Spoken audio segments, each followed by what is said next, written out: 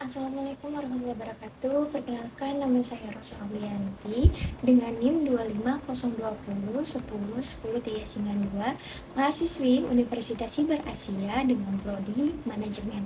Sebelumnya, saya mengucapkan terima kasih kepada dosen Budi Slamet Riyadi. Di sini saya akan menjelaskan tentang sistem-sistem perekonomian Pancasila. Yang pertama, apa sih sistem perekonomian itu? Mari kita simak ya videonya. Pengertian sistem ekonomi. Sistem ekonomi adalah suatu cara untuk mengatur dan mengorganisasi segala aktivitas ekonomi dalam masyarakat, baik yang dilakukan oleh pemerintah atau swasta, berdasarkan prinsip tertentu dalam rangka mencapai kemakmuran atau kesejahteraan. Sistem ekonomi terdiri atas unsur-unsur manusia sebagai subjek, barang-barang ekonomis sebagai objek, dan seperangkat kelembagaan yang bertugas mengatur dan menjalin hubungan dalam kegiatan ekonomi.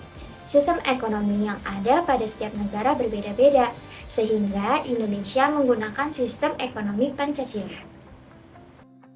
Selanjutnya, saya akan menjelaskan tentang sejarah, tujuan, kelebihan, dan kekurangan, serta kesimpulan dari sistem perekonomian Pancasila. Selalu simak videonya ya. Sejarah munculnya sistem ekonomi Pancasila. Sistem ekonomi Pancasila muncul sejak awal kemerdekaan Indonesia. Setelah proklamasi kemerdekaan Indonesia, para pendiri bangsa merumuskan sistem ekonomi yang sesuai dengan nilai Pancasila. Dasarnya tertuang dalam Undang-Undang Dasar 1945 Pasal 33 yang menekankan ekonomi kekeluargaan dan kesejahteraan rakyat. Gagasan ini kemudian dikembangkan oleh tokoh seperti Muhammad Hatta dengan konsep ekonomi kerakyatan. Istilah ekonomi Pancasila sendiri mulai dikenal luas pada masa Orde Baru 1960-1970-an sebagai sistem yang mencoba menggabungkan peran negara dan mekanisme pasar.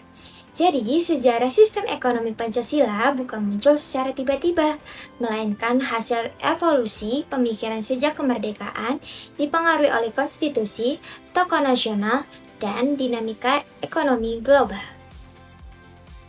Tujuan sistem ekonomi Pancasila.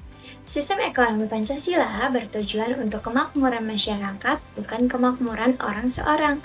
Jadi, sejak awal sudah menekankan kepada proses kemakmuran bersama dengan memperhatikan aspek pemerataan yang adil, seimbang, dan berpihak pada kesejahteraan seluruh rakyat Indonesia.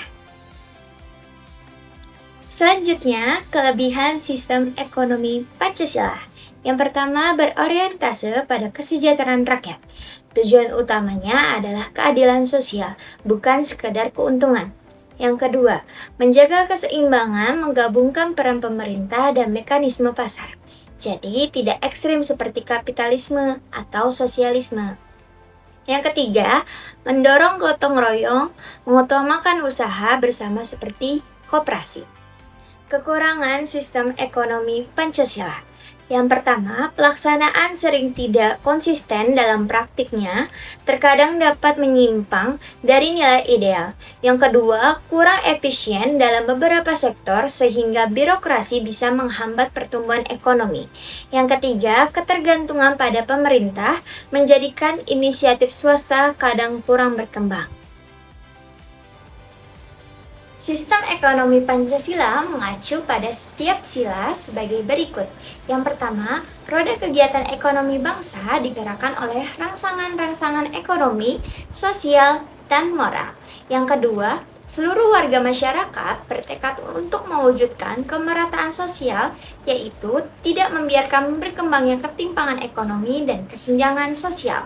Yang ketiga, semua pelaku ekonomi, yaitu produsen, konsumen, dan pemerintah sebagai produsen sekaligus konsumen selalu bersemangat nasionalistik yang dalam setiap putusan ekonominya menomorsatukan tujuannya dan mewujudkan perekonomian nasional yang kuat dan tangguh.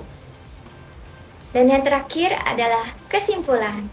Sistem ekonomi Pancasila adalah sistem ekonomi khas Indonesia yang berlandaskan nilai Pancasila, yang menekankan keseimbangan antara kepentingan individu dan masyarakat.